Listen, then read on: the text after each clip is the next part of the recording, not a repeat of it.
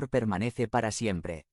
Ahora el apóstol Pedro, citando un pasaje del Antiguo Testamento, nos recuerda una realidad indiscutible. Todo lo que somos y conocemos se acaba. Se compara la vida del ser humano y todo lo que implica con la hierba. Somos como la hierba. ¿En qué sentido? En que nos secamos, nos marchitamos, morimos. ¡Qué realidad tan cruda! Hoy estamos aquí dando guerra, pero en unos cuantos minutos puede ser que ya no estemos. No, puedes confiar en algo tan frágil y tan inseguro como tu permanencia en esta vida. Pero también se compara nuestra gloria con la gloria de las flores del campo. Qué hermosa es una flor recién brotada. Cómo nos deleita. Junto a mi ventana donde estaba preparando mi sermón de este día, destacaba al alcance de mi vista una preciosa flor amarilla de platanillo, a mitad de semana.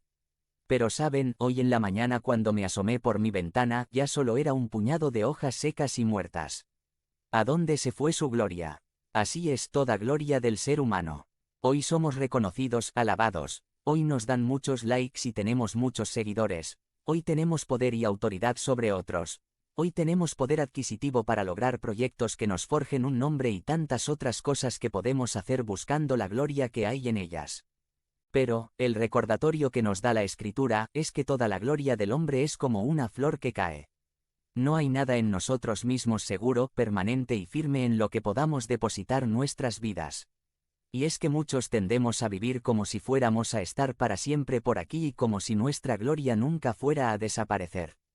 Pero hoy se nos recuerda que esta es una manera absurda de vivir porque simplemente no es verdad. La hierba se seca y la flor se cae, pero hay algo que permanece para siempre, sin importar las circunstancias, las épocas, los obstáculos y las dificultades, la palabra de Dios.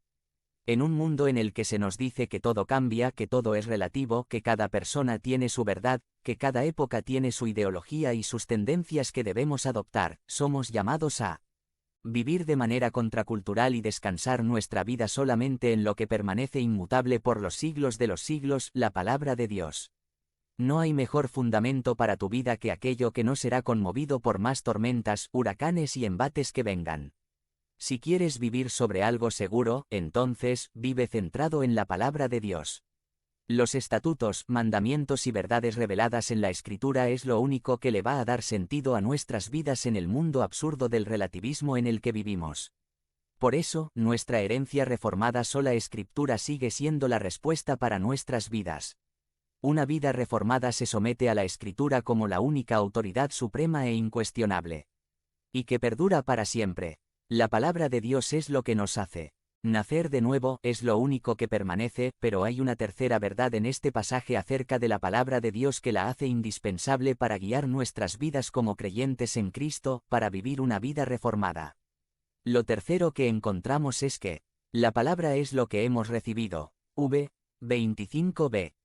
Dice 1 Pedro 1, 25b. Y esta es la palabra del Evangelio que se les ha anunciado a ustedes. Si te parecía medio abstracto todo esto que hemos estado hablando, aquí se nos concreta y aterriza de una manera muy directa y sencilla, como solo un ex pescador de agua dulce podría hacerlo. Todo lo que se ha dicho de la palabra, como la simiente de la que hemos nacido y que es lo único que permanece, no se está refiriendo a algo misterioso u oculto. O que solo está al alcance de los iluminados. Pedro aclara que todo lo que acaba de decirnos se refiere, en concreto, al Evangelio, las buenas noticias que se nos ha anunciado, que se nos ha entregado. En pocas palabras, la palabra que hace todas estas cosas que hemos dicho es precisamente el Evangelio. Las buenas noticias que Cristo trajo y entregó a su Iglesia. Creer el Evangelio de Jesucristo es creer la palabra de Dios. Recibir el Evangelio es recibir la palabra de Dios. Hermanos, esto hace que el Evangelio que hemos recibido no sea cualquier cosa, sino sea la palabra de Dios mismo y es digno de que sujetemos toda nuestra vida a él. La Reforma nos legó un regreso al Evangelio, a la palabra de Dios. Nos ha sido entregada la palabra del Evangelio. Esta es una gran herencia, aunque muchas veces no alcanzamos a dimensionarla. Ricardo Whittington, fundador de la bolsa inglesa, estaba muy preocupado cuando le entregaron su herencia. En realidad no le dejaron nada, sino un gato. Estaba preocupado porque en su pobreza no solo tendría que cuidar de sí, sino también al gato. Pero aún así se embarcó en busca de nuevos horizontes ultramar, llevando consigo al gato. Pero para su infortunio, la embarcación en la que viajaba fue sorprendida por una tormenta y encalló en una isla habitada por una etnia desconocida. Los ingleses se estaban preparando para hacer frente a los nativos que no se estaban mostrando muy amigables. Entretanto, el gato estaba muy ocupado cazando ratones, puesto que en esa isla, estos roedores eran una verdadera plaga. Cuando por fin se dio el encuentro inevitable, los nativos al ver al gato, animal desconocido para ellos teniendo a sus pies un montículo de roedores muertos, interpretaron los eventos como la visita de un dios con su séquito y dieron a los europeos el trato digno de los emisarios del dios gato que vino a aliviar sus vidas que eran atormentadas por los roedores. Como ofrenda al dios gato, entregaron a los europeos valiosas joyas y oro. Con el botín obtenido, Ricardo Whittington, el propietario del gato, inició la bolsa inglesa a su regreso a Londres y llegó a ser un hombre muy rico gracias a su inusual herencia. Hablando de legados y herencias, estamos aquí 505 años después como Iglesia Presbiteriana, heredera de las grandes verdades redescubiertas en la Reforma. Lo que los reformadores hicieron fue reencontrar la verdad bíblica del Evangelio que, como dice Pedro, nos ha sido anunciado. Y nosotros somos ahora, herederos de este legado incomparable. Pero la pregunta es cómo consideramos esa herencia que hemos recibido. ¿La miramos como un gato? ¿O lo vemos como lo que es poder de Dios para salvación a todo aquel que cree? ¿Qué estamos haciendo con esa herencia recibida? Una vida reformada se somete a la Escritura como la única autoridad suprema e incuestionable. Somos herederos de la verdad de sola Escritura.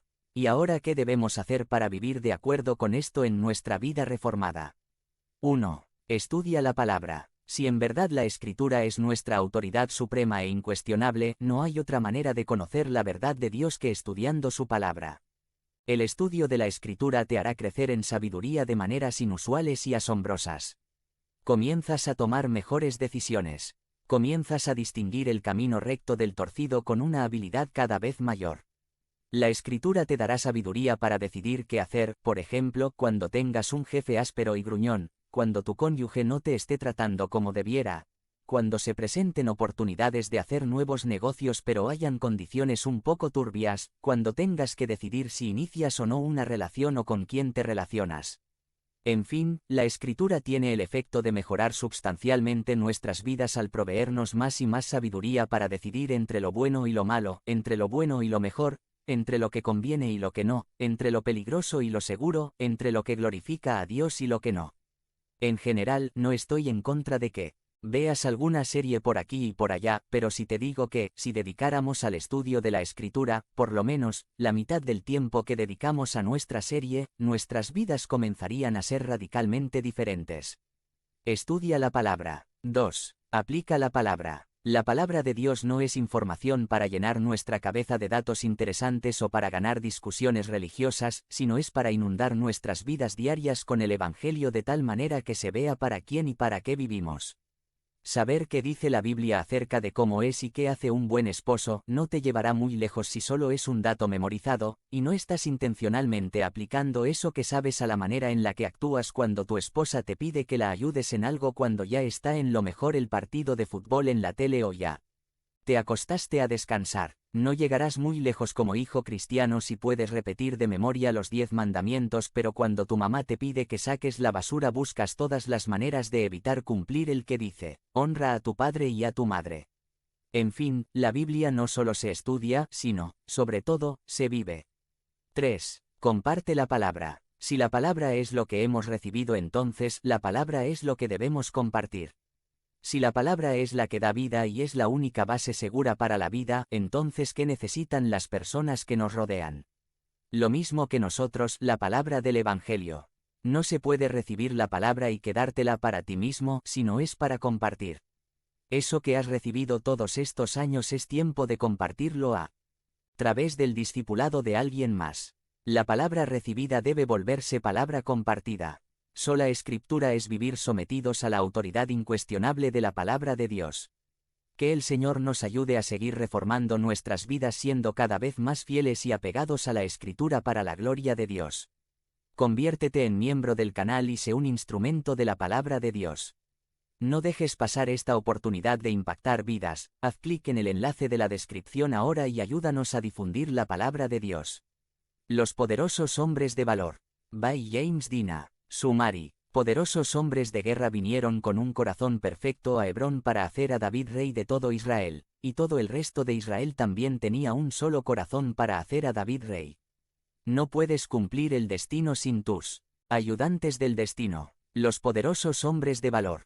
Porque en aquel tiempo, día tras día, venía a David en su ayuda, hasta que fue un gran ejército, como el ejército de Dios. 1 Crónicas 12.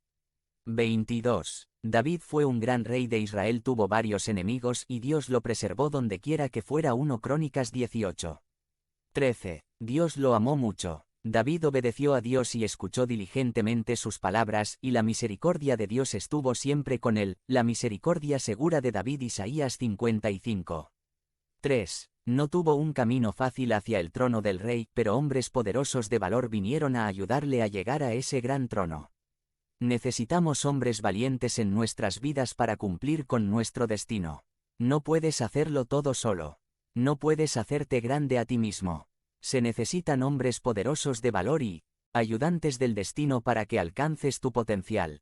Nunca ha habido un presidente de ningún país que haya alcanzado esa posición sin la ayuda de asesores, consejeros, publicistas, financieros, e incluso de personas que votarán por él durante el proceso electoral. Hermanos, no podemos hacer todo el trabajo solos. Un pastor no puede ser grande sin la ayuda de estos poderosos hombres de valor, que le ayudarán a tener éxito. Los coristas, los sugieres de la iglesia, los administradores del sitio web, los locutores de los medios de comunicación, los editores de sermones, los publicistas de libros y los administradores de las instalaciones de la iglesia son algunos de los hombres poderosos que necesitamos para tener éxito y ser grandes en exceso. Oremos a Dios para que nos conecte con estos hombres poderosos de valor y ayudantes del destino. Estos hombres vinieron día a día a David para ayudarlo, hasta que fue un gran ejército, como él. Ejército de Dios. 1 Crónicas 12. 22. https mountainblog.org. Los poderosos hombres de valor. Los valientes de David. Los siguientes hombres valientes vinieron a Hebrón para entregar el reino de Saúl a David, según la palabra del Señor. Todos estos hombres de guerra que podían mantener el rango vinieron con un corazón perfecto a Hebrón para hacer a David rey de todo Israel, y todos los demás también de Israel tenían un mismo corazón para hacer rey a David. 1. Los hijos de Judá que llevaban escudo y lanza eran 6.800, listos para la guerra. 6.800 hombres. 2. Los hijos de Simeón, 7.100 guerreros valientes para la guerra, 7.100 hombres. 3. Los hijos de Leví, 4.600 guerreros valientes. 4. Yoyada era el jefe de los aaronitas y con él había 3.700 hombres. 5. Sadoc, joven valiente y de la casa de su padre, 22 capitanes. 6. Los hijos de Benjamín, parientes de Saúl, 3.000, porque hasta entonces la mayor parte de ellos había guardado la guardia de la casa de Saúl. 3.000 hombres. 7. Los hijos de Efraín, 20.800, hombres valientes, famosos en toda la casa de sus padres. 20.800 hombres famosos. 8. La media tribu de Manasés, 18.000, que fueron expresados por su nombre, para venir a hacer rey a David. 18.000 hombres con grandes nombres. 9. Los hijos de Isaacar, que eran hombres entendidos en los tiempos para saber lo que debía hacer Israel. Sus jefes eran 200, y todos sus hermanos estaban a sus órdenes. 200 jefes de los hombres de Isaacar. 10. Zabulón, los que salían a la batalla, expertos en la guerra con todos los instrumentos de guerra, 50.000, que podían mantener el rango. No tenían doblez de corazón. 50.000 hombres expertos. 11. Neftalí, 1.000 capitanes y con ellos con escudo y lanza, 37.000. 1.000 capitanes que dirigían a 37.000 hombres. 12. Los danitas expertos en la guerra, 28.600. 28.600 hombres expertos en la guerra. 13. Los de Aser, que salieron a la batalla, expertos en la guerra, 40.000. 40.000 hombres expertos en la guerra. 14. Los rubenitas y los gaditas del otro lado del Jordán y de la media tribu de Manasés, con toda clase de instrumentos de guerra para la batalla, 120.000. 120.000 hombres. Estos hombres estuvieron con David durante 3 días comiendo y bebiendo.